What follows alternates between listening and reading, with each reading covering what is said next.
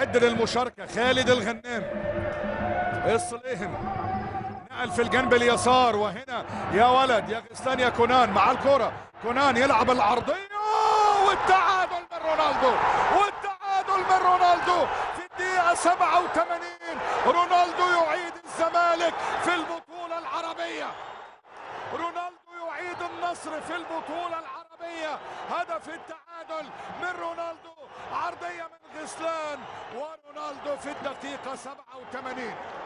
1-1. 87. ادي الكرة وادي ارتقاء رونالدو وادي هدف التعادل من رونالدو. غسلان كونان عرضية ممتازة، وهنا رونالدو. 1-1.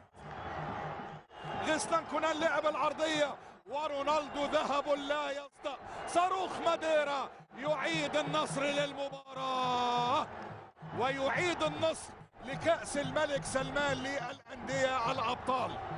1-1.